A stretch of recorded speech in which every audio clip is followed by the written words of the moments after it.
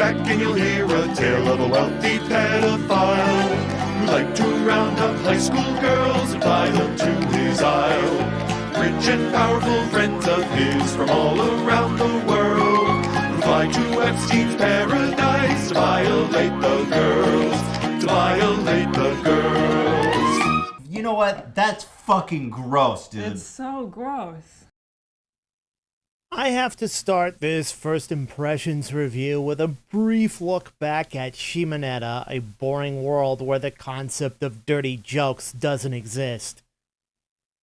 That anime was a show that challenged broadcasting standards in Japan to scathingly criticize topics like obscenity laws, censorship, and mass surveillance. A lot of topics we are currently facing in today's internet world, thank you England.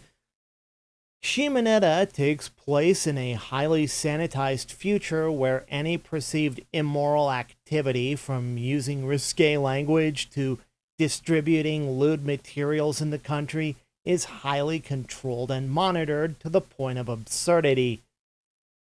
As gross as it tended to get, I had to agree with some of the opinions and viewpoints this anime addressed.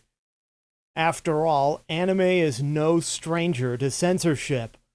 While Shimoneta blurs the lines of what is acceptable on Japanese broadcast TV and is over-the-top gross at times, it points out through its crude veneer to question who ultimately gets to decide on what is appropriate or not. But when it comes to how much is too much, what about the other extreme? At the other hand, we get an anime that explores the dangers of the absolute freedom to do whatever you wanted, living a life completely lost to one's own carnal desires and throwing consequences to the wayside. Here we step foot in a world where the law actually not only tolerates and promotes obscenity and indecency, but taking part in it is legally enforced.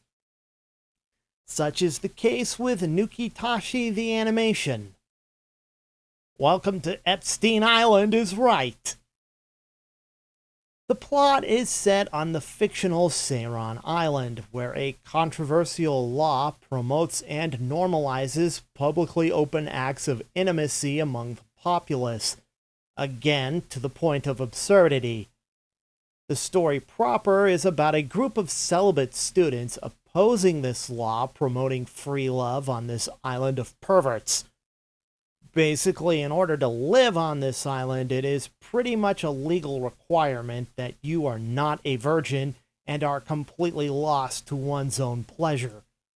The promise of free and open intimacy reaches the ears of both perverts and horny teenagers alike, and it quickly turns into a massive debauched revelry encouraged by the island's uniquely absurd law. Oh gee, unprotected coitus with multitudes of people. I can think of a few good reasons why this is a bad idea. Chlamydia, gonorrhea, herpes, scabies, syphilis, HIV, and of course an unplanned pregnancy. And if you are planning on keeping your chastity intact or deny others advances too many times and get caught, you get punished in the most degrading and humiliating ways possible. Mark this down as yet another world I would never want to be a part of, let alone spend my honeymoon at. It's got me praying for a head-on collision with a Category 5 typhoon to wipe the place off the map. After all, God in the Old Testament has destroyed entire civilizations for less. Now, much like with Shimoneta, I must warn you, the disgusting, shocking, and inappropriate humor in this anime is on full display here. So much so that without some choice strategic censorship in this anime, this very easily could have ended up a hentai. The fact that this is based off of an eroge, it practically wants to be one. In fact, it is pretty much already a borderline hentai in my opinion, even if no actual contact is shown so far, and most of the characters are clothed for the most part, thank God. But even if shown from a far enough distance, you can clearly make out what these characters are doing. Apparently, many Japanese broadcasters agree with me, as the show was heavily censored upon the show's premiere, even going as so far as to air the show audio only in some cases, like with Tokyo MX1. Now, my issue with this anime is that its primary joke gets old extremely quickly, it's grossly immature, and the anime's idea of saving oneself for marriage versus sexual impropriety flip-flops around so much it is ultimately indecisive on where it stands. Plus, a lot of the attempts for humor in this show is just the characters spouting out vulgar language as puns over and over again.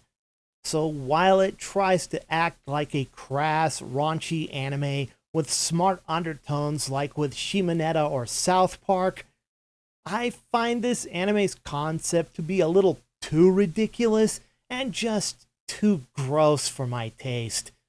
Call me an old-fashioned prude all you want.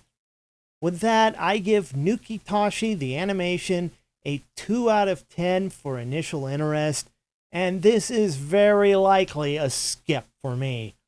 So let's see what is in store for our characters in the next installment as we wait for the next episode. Here on Epstein's Island. I think I need to take a shower.